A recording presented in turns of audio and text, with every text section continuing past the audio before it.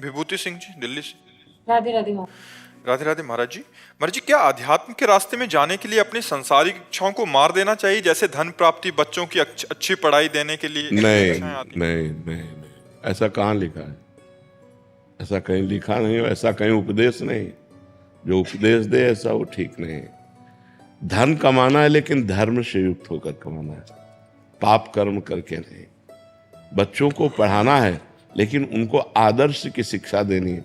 जो बड़े महापुरुष हो गए वो शिक्षा देनी है। हमको गंदे बच्चे नहीं बनाने। माता पिता गुरु होते हैं, प्रथम गुरु होते हैं। खूब अच्छी पढ़ाई करो लेकिन उनको बैठ करके आदर्शमय शिक्षा भी दे। देखो बेटा, जब तक ब्याह ना हो जाए किसी लड़की की तरफ न देखना। देखो बेटी, हमारी बात मानो, तुम हमारे बच्चे हो, जब तक तुम्हारा हम ब्याह ना कर दें तब तक किसी लड़के का संयोग मत करना। अगर कभी गलती हो जाए तो आप हमसे बताना, हम आपको सहयोग करेंगे। आधुनिक शिक्षा के साथ साथ उनको आध्यात्मिक शिक्षा देनी है। धन कमाने के साथ साथ हमें धर्म की भी रक्षा करनी है। तो कहीं भी ऐसा नहीं है कि आप ये ना करो, करो लेकिन धर्म युक्त होकर के करो, तो भगवान की भक्ति अध्यात्म पुष्ट होता है। बिना धर्म के अध्यात्म पुष्ट नहीं होता, और उसमें आपकी दुर्गति है।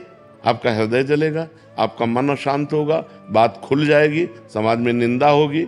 अगर कानूनी अपराध है तो आप जेल जाओगे। जो असत क्रियाएं हैं उनसे हमको बचाना है।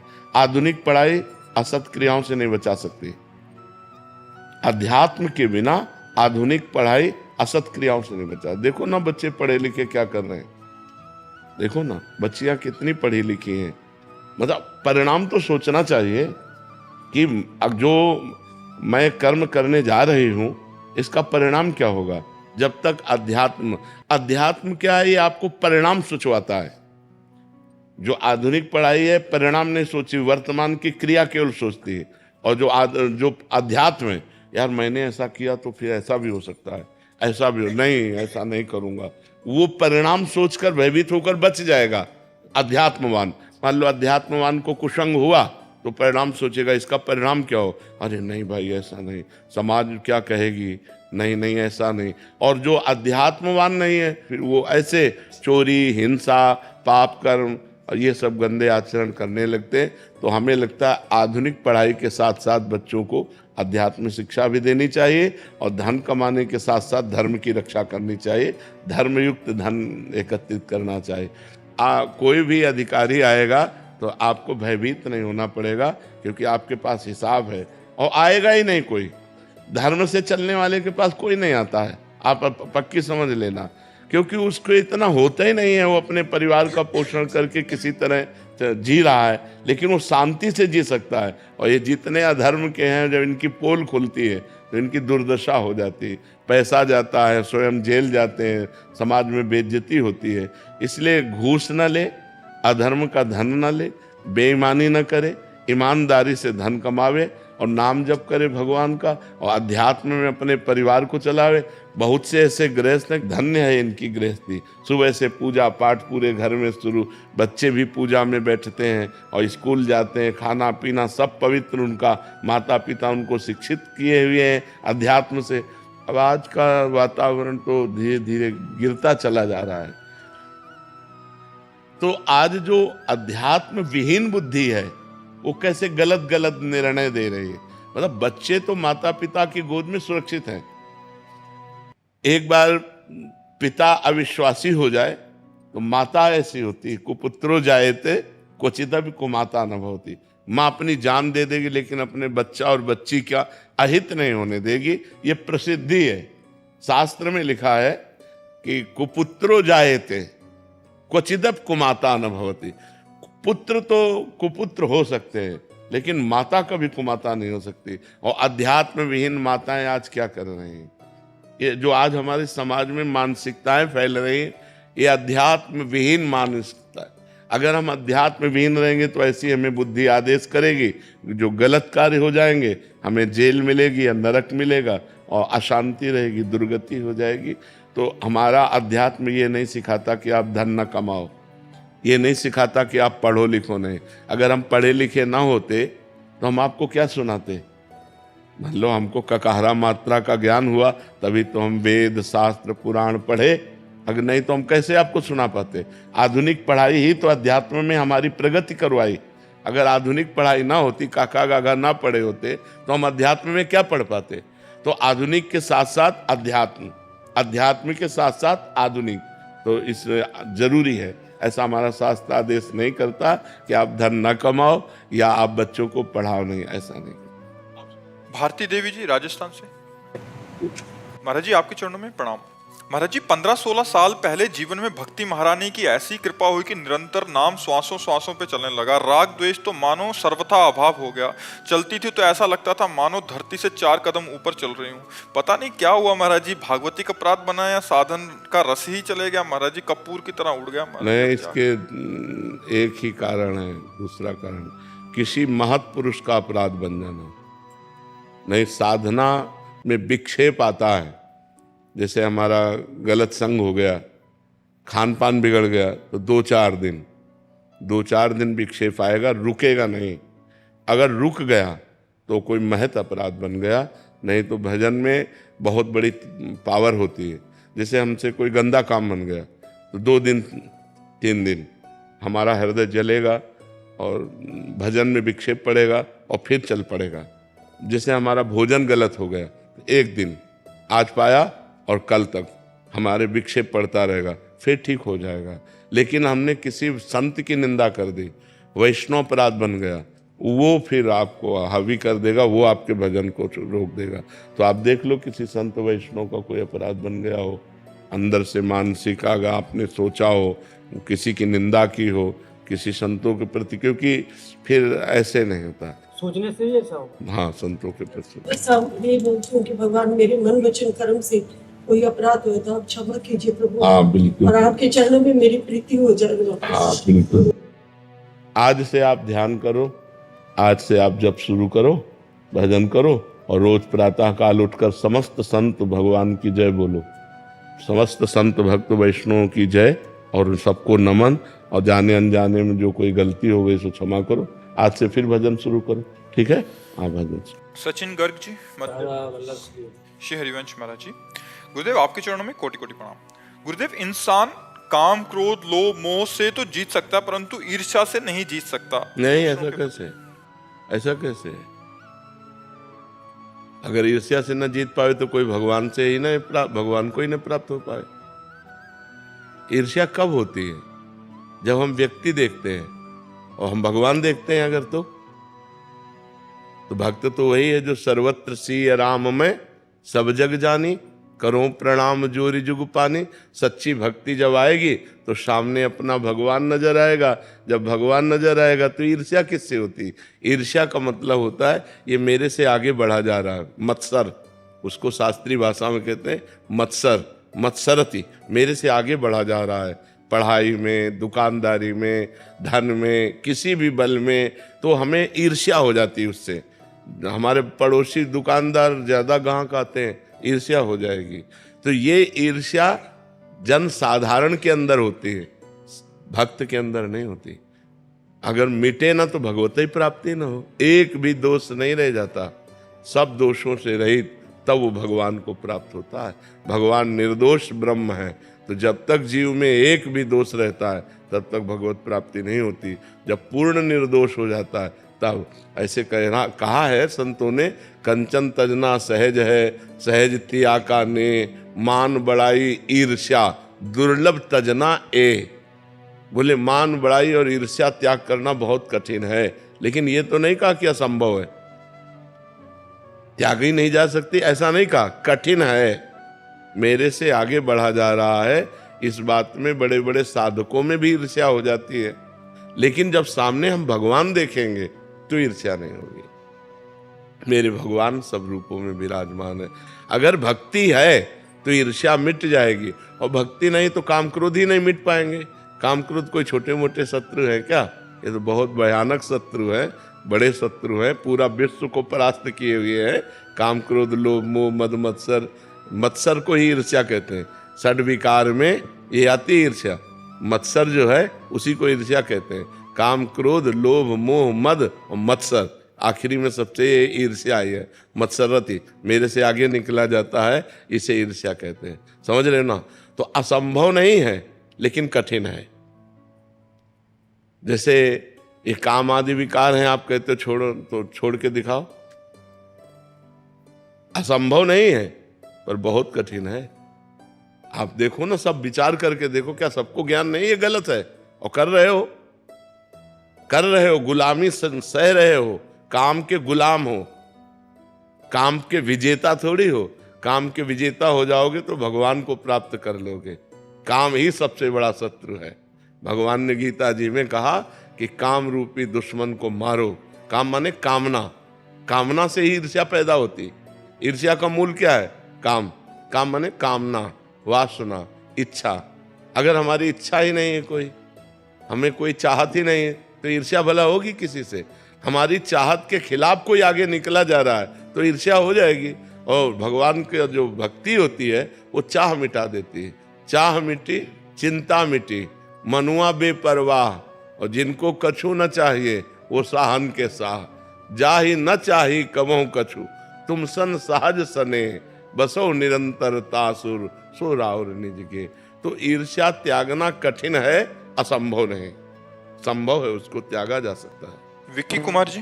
राधे राधे राधे महाराज जी। महाराज जी, आपके श्रीमुख से सुना है कि अंतिम समय में प्रभु का नाम लेने से भगवत प्राप्ति हो जाती है, लेकिन देखा गया है कि अंतिम समय में इंसान का नाम मन पे कोई कंट्रोल रह जाता, ना जुबान पे। तो महाराज जी, इस समय में अगर जब जीवन भर भजन का अभ्यास किया जाता है तो अंतिम समय अपने आप नाम स्फुरित होने लगता है। जब हम जीवन भर भजन नहीं करते, प्रपंच करते हैं, तो वही प्रपंच अंतिम समय आता है। फाइनल जो होता है वो हमारे हाथ में नहीं होता है। अंतिम समय हमारे हाथ में नहीं होता है। उस समय बेहोशी स्थिति होती है, बड़ा दुख होता है, मरने के समय बड़ा कष्ट होता है। तो उस समय अगर हमने जीवन में भजन किया है तो अंतिम समय भजन स्फुरित हो जाएगा। अगर नाटक किया है तो माया स्फुरित हो जाएगी। अगर हम भजन किए हैं और हमारी स्थिति ये हो गई कि हम बिल्कुल बेहोश हो गए, मरने का समय, उस समय भगवान उसके हृदय में स्फुरित हो जाते हैं। क्योंकि जीवन भर भगवान का आश्रय लिया, भजन किया, तो अंतिम समय उसका बन जाएगा। जो जीवन भर भजन करता रहा है, जीवन भर अभ्यास किया है, भगवान के आश्रित रहा है, अंतिम भगवान संभाल देते हैं। भगवान कहते हैं उस समय मैं उसके हृदय में मंत्र बनकर, नाम बनकर स्फुरित होने लगता हूँ। उस समय अपने आप चलने लगेगा, राधा राधा राधा, कृष्ण कृष्ण कृष्ण। अब जीवन भर गंदे आचरण के, प्रपंच के, तो अंतिम समय कैसे भगवान का नाम याद आ जाएगा? परम पवित्र भगवान का नाम जीवन में लिया नहीं तो अंतिम समय कैसे याद आ जाए? इसलिए फिर अंतिम समय नहीं आता।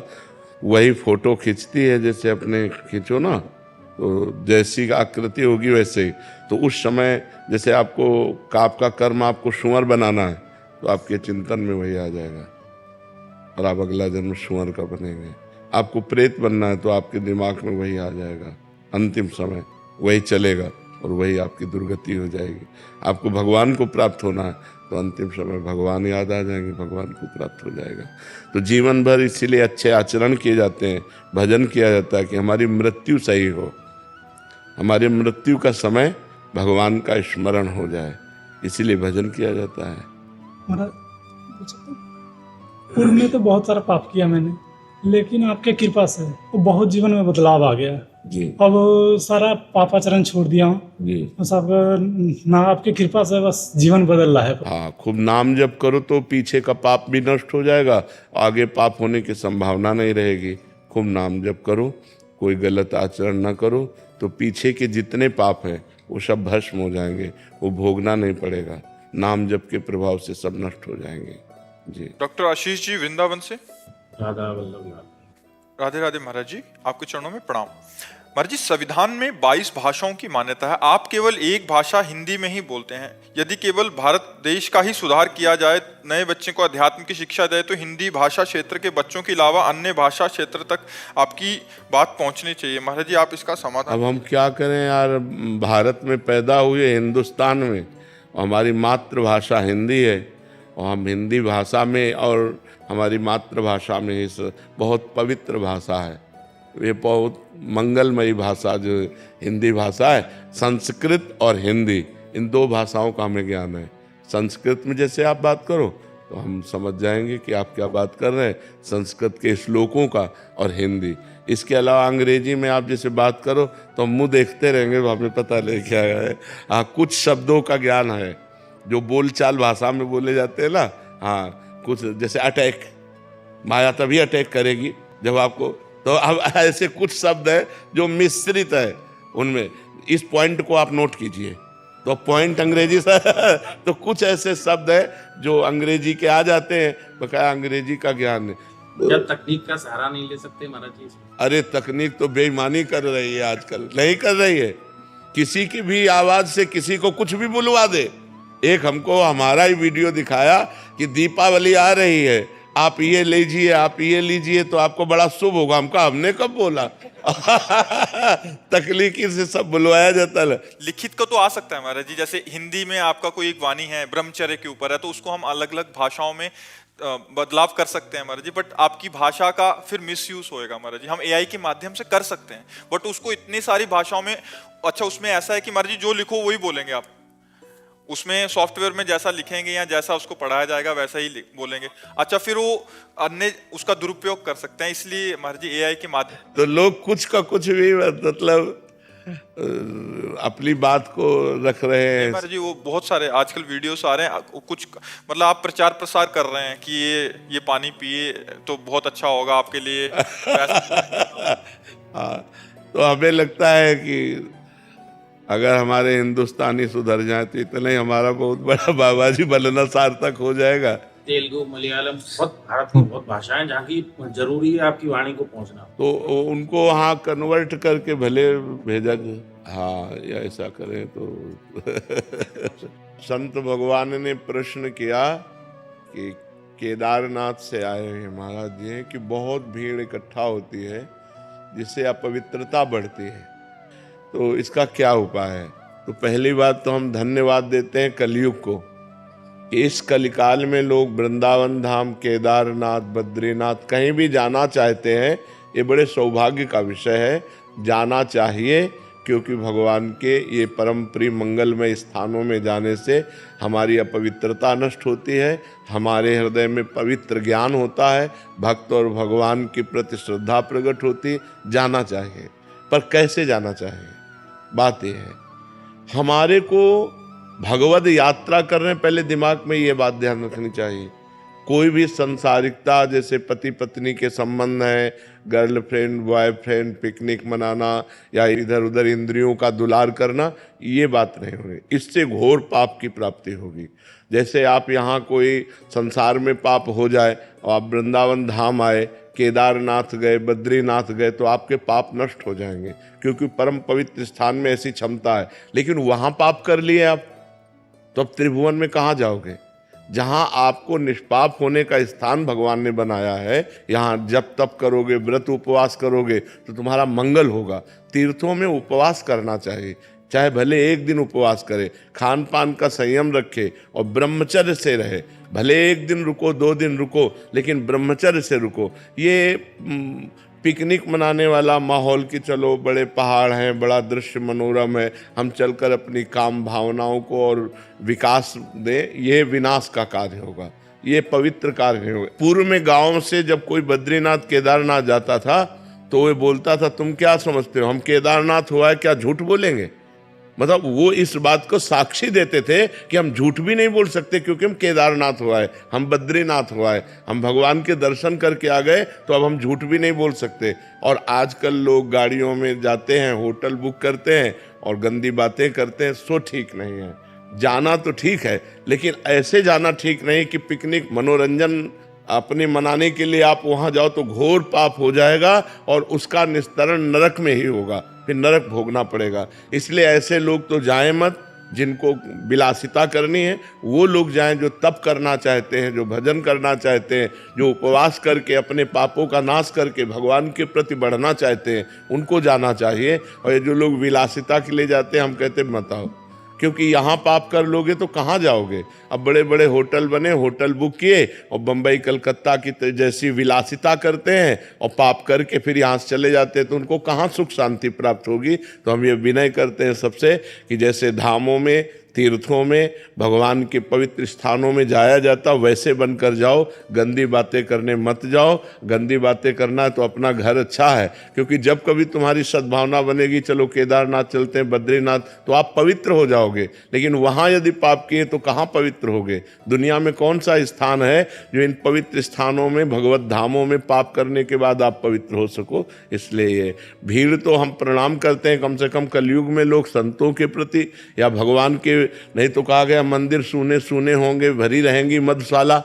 नहीं कहा गया कि कलयुग का प्रभाव ऐसा बढ़ेगा कि मंदिर में कोई जाएगा नहीं और शराब के ठेके में लाइन लगी रहेगी। तो आज तो कम से कम इतनी श्रद्धा है, हम ये देख रहे हैं, इतनी श्रद्धा है कि लोग भगवत धामों में, भगवत मंदिरों में जाते हैं, पर उनमें कुछ लोग ऐसे होते हैं जो अपवित्रता फैलाते हैं, जो गंदी बात करते हैं, वो ठीक नहीं है। मगर धामों में तो अवश्य जाना चाहिए। भगवान ने कृपा करके अपने धाम को, जैसे बद्रीनारायण विशाल भगवान विराजमान है, जैसे केदारनाथ भगवान, काशी विश्वनाथ, 12 ज्योतिर्लिंग पूरे, भगवत धाम अयोध्या, भगवत धाम वृंदावन, ये सब इसीलिए प्रकाशित है कि जीव से भूल हो जाए, पाप बन जाए, गलती बन जाए, तो इन धामों में, तीर्थों में आने मात्र से, उपवास, नाम जप आदि करने मात्र से वो पूर्ण निष्पाप हो जाता है। महाराज जी, कुछ लोग आते हैं कि जो पुण्य कार्य करते हैं, यहाँ भंडारा आदि या शबील आदि लगा ली, जिससे महाराज जी फिर उसके बाद कब वहीं पड़े हैं पूरे नहीं, रास्ते में, ये परिक्रमा उनको मार्ग पाप में। लगता है, क्योंकि धाम में आकर आप पुण्य की भावना से अपवित्रता फैला रहे हो। ये जो दोना पत्तल खा पी के इधर उधर बोतलें फेंक देना है, ये अपवित्रता है। उनको ऐसी व्यवस्था करनी चाहिए कि वो सब चीज़ें एकत्रित करें और एकांत स्थल में जाके आग लगा दें या खोद के गाड़ दें या दूर ऐसा करें, धामों को अपवित्र न करें। अपवित्र करने से अगर वो समझते मैं पुण्य कर रहा हूँ तो वो पाप कर रहे हैं, क्योंकि वो जूठा पत्तल एक भी संत के पैर में लग गया तो सारे पुण्य नष्ट हो जाएंगे। जो पवाया है और जो पाया है, दोनों को, पाने वालों को भी चाहिए और पवाने वालों को भी चाहिए कि वो इस बात का ध्यान रखें कि भगवत धामों को अपवित्र ना करें, भगवत धामों को गंदा ना करें। कि जहाँ मन आया मसाला खा के थूक दिया, जहाँ मन आया दोना और पानी की बोतल, ऐसे प्लास्टिक, वो भगवत धाम है, वो अपनी गाड़ी में रख लो और कहीं एकांत में जाकर उनको हटा दो, वो बात अलग है। लेकिन धामों को, तीर्थों को अपवित्र ना किया जाए।